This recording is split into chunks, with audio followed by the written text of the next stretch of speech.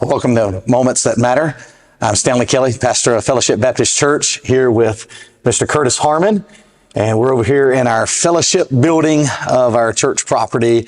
And Curtis, we're about to jump back into 1 John chapter number 2 and look at what John has in store for us today. And so we're going to jump right in here, verses 9, 10, and 11. We got 3 verses to cover today. And Curtis, as we work through this, I think we'll see, I titled this lesson today, Consistent Christianity. You know, just across the board, there are a lot of folks who say one thing, but they behave differently. You know, their creed doesn't match their character. You know, they confess one thing, and yet, you know, I thought about, with their mouths, they draw nigh to me, but their hearts are far. You know, they come close, but in works they deny them, you know, kind of thing. And that's what we have going on here in these 3 verses. So let's jump in and read them together. Verse number 9, John says, "He that saith he is in the light and hateth his brother is in darkness." Notice the contrast there. He says he's in light, but because of his behavior, and really, verse number 9 is his disposition, not even his external behavior, but there's something wrong internally here. And John says he may say he's in the light, but in all reality, he is in darkness even until now. "He that loveth his brother abideth in the light, and there is none occasion of stumbling in him. But he that hateth his brother is in darkness," and so it's just a reiteration of that truth.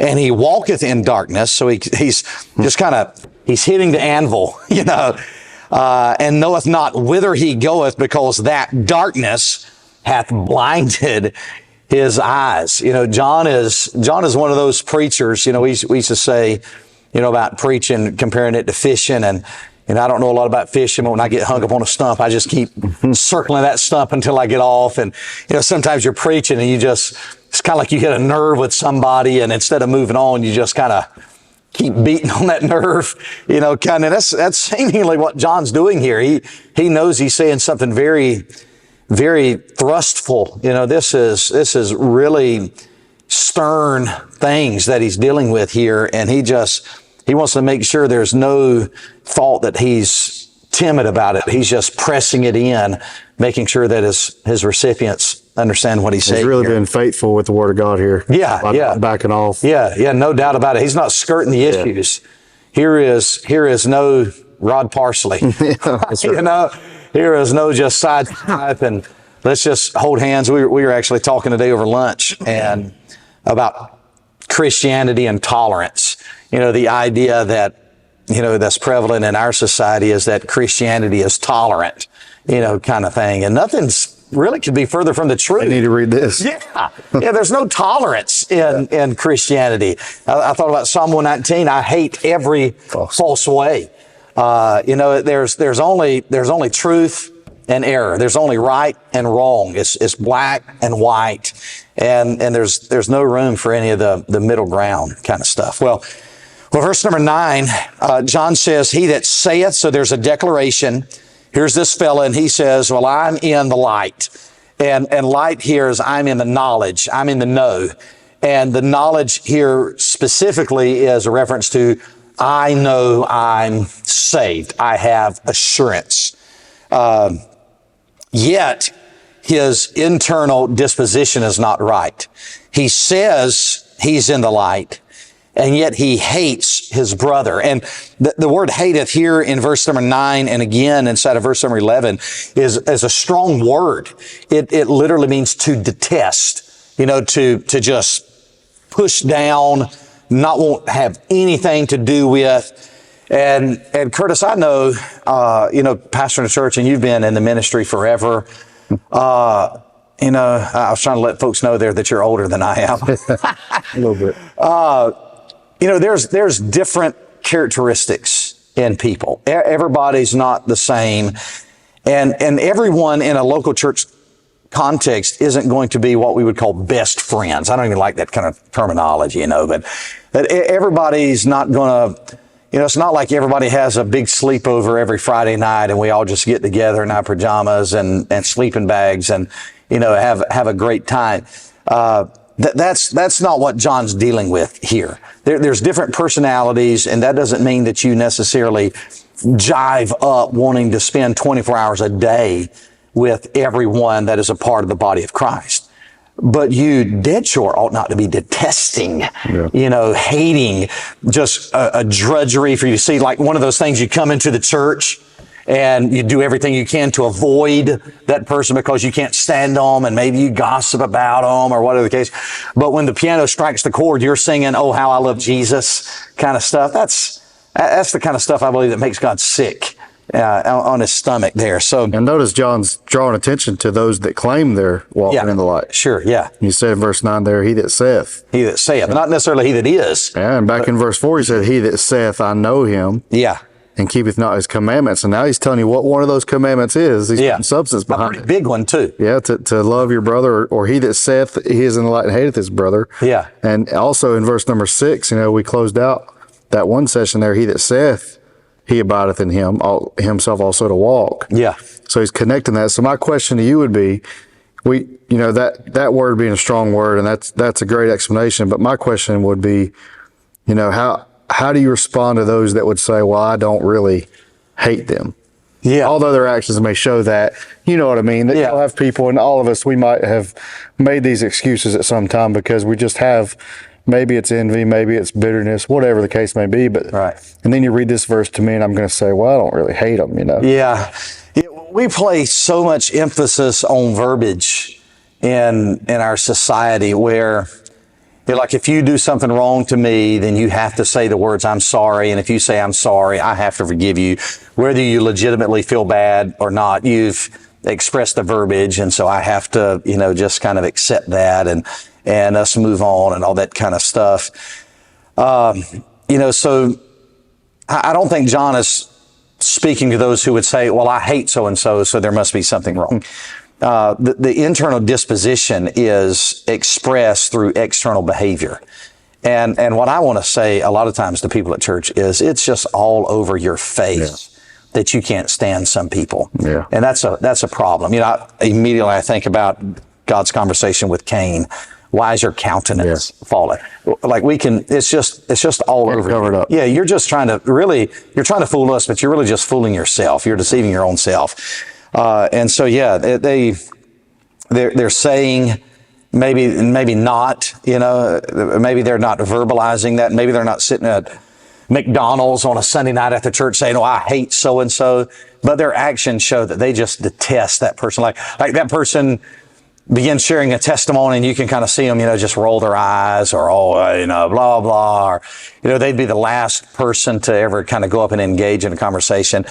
If that's the general characteristic of your faith, you've got major problems in your faith. And so this really is just amazing here. He that saith he is in the light and hateth his brother, John says he's in darkness. And that's a strong expression. And really we would have to define what darkness is in that context. Is John saying that he's lost? Is darkness a euphemism for lostness?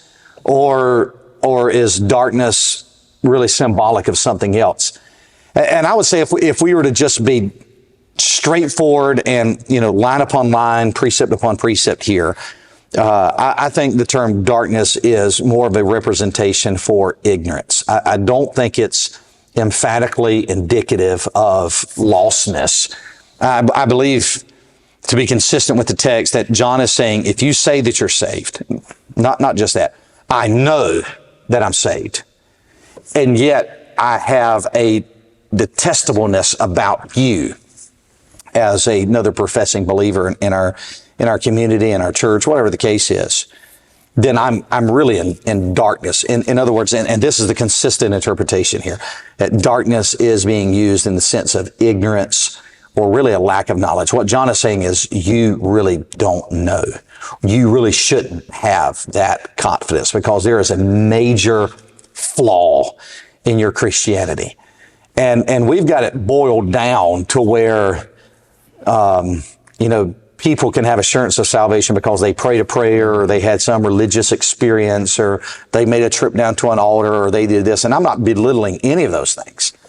But at the end of the day, one of the greatest marks, if not the greatest mark of being a genuine believer, is that you love the brethren. Mm-hmm. That's the identifying mark that Jesus gives to us. By this shall all men know that you're my disciples, by the love you have one for another. And so if that love is missing, a lot of assurance ought to be missing at the same time, right? Yeah, and if you want a surefire way to not be blinded by that darkness, as he'll say here in a couple verses, just love your brother. Yeah, sure. Verse 10, he that loveth his brother abideth in the light, and there is none occasion of stumbling in him. Yeah. Yeah. You want a surefire way to make sure you know. Yeah, and that you're on the right track. That's just an expression of none occasion of stumbling in him. That means you're just on the right path. And you and me know the difference in between being on the right path. I've gotten wayward. Yeah. I've gotten out of line. And I know the difference in between there being none occasion and there being an occasion. And I tell you, given the choice between the two, I want to be over here where John's,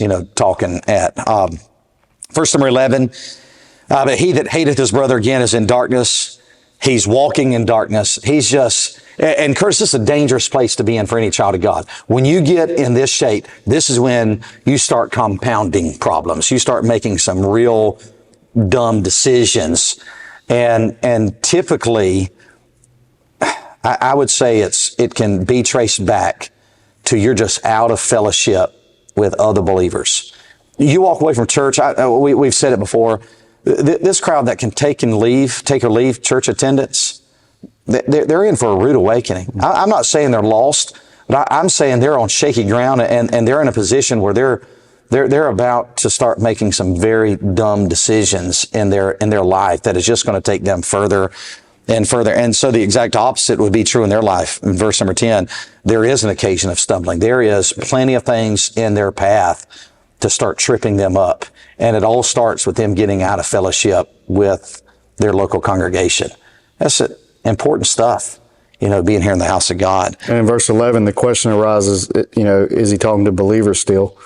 And when he starts talking about that person walking in darkness, knoweth not whither he goeth, that darkness is blinding their eyes, is he talking about believers? And if he is, because that verse reminds me of 2 Corinthians chapter 4, where it says that the God of this world hath blinded the minds of them which believe not. Yeah, sure. So that, and if he is talking to believers here, is it just a indication that, like you said, that ignorance can blind you so much that you begin to behave like you're still lost? Yeah.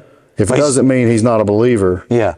No, he's blind and he cannot see afar off. What is that? Is that Peter's That's word? Peter. I've actually got that marked here. Yeah, yeah. He's read that to us. He's blind. He can't see afar off. Because we've talked about this before. There's a couple passages in the Bible where it's almost like the Bible gives us a recipe for success. Yeah, sure. And we make it difficult. And he says there's none occasion of stumbling him if he does that.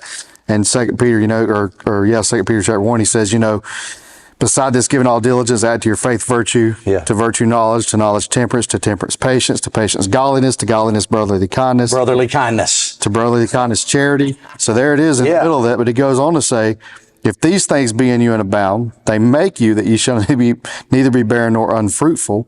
He goes on to say in verse number 10, wherefore the rather, brethren, give diligence to make your calling and election sure. And here's the part. For if you do these things, ye shall never fall. Yeah. Yeah, wow. Pretty cut and dry. Yeah, that's exactly right. Yeah, so very easy to get wayward. Of course, the child of God can get wayward, but here's the recipe. If you want to walk in the light as he is in the light, having full assurance, then you got to follow the commands of God. And top priority number one is not a tolerance for the world, but it is a love for the brethren. And by the way, we're to love one another as Christ loved us, which means we have a lot of faults that are not taken into account as I express my love to you. And that's the way that the believers ought to love one another. No doubt about it. Well, thank you for tuning back in to Moments That Matter, and may the Lord bless you as you seek him throughout your life.